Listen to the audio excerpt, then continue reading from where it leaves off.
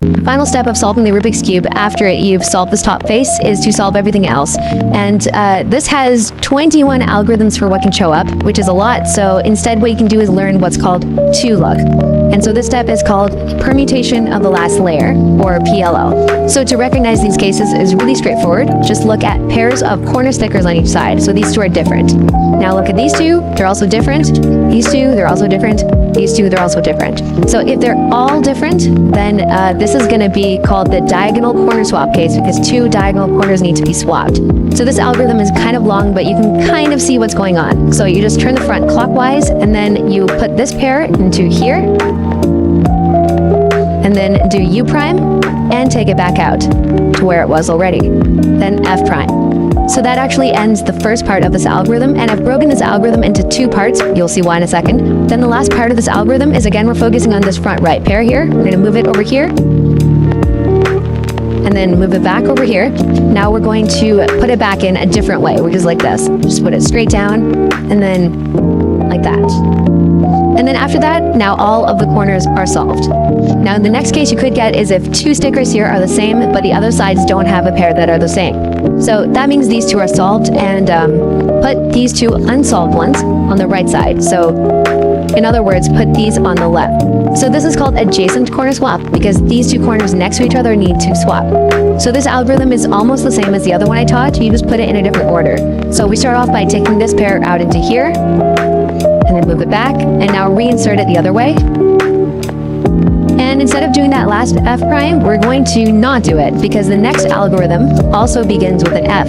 So we would just be doing F prime F. All right, so then the next part is move this pair into here. You should already know this from the last algorithm. U prime, and then put this one back over here, and then F prime to end it. And that solves all of the corners. Once you've solved all the corners, it's just the edges left to go. So first I'll be talking about what to do if one of the edges is already solved. If that's the case, hold it in the back.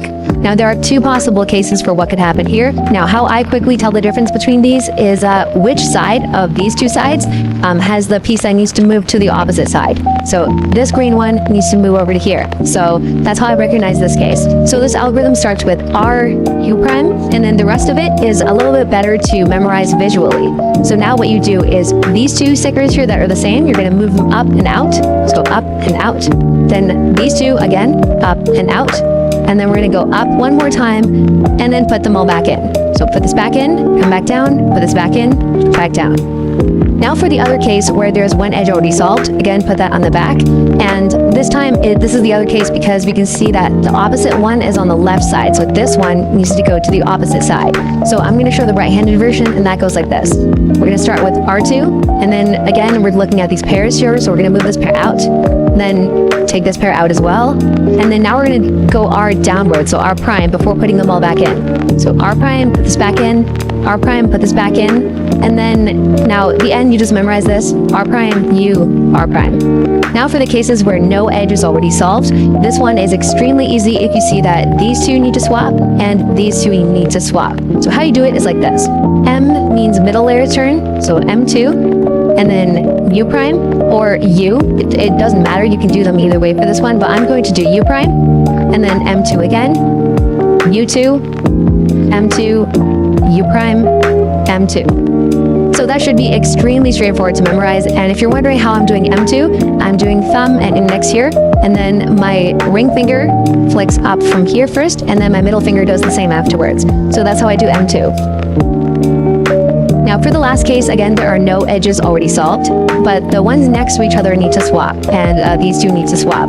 So in this case, again, we're using M moves, but it's not M2s, and I'm just going to say that M prime goes upwards, which is a little bit weird to think about, but M prime goes upwards like this.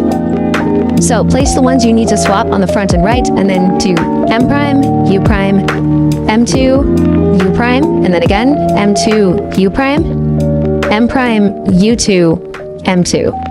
Alright, so that's it for this to-look PLL tutorial. So thanks for watching, and I'll see you guys in my next videos.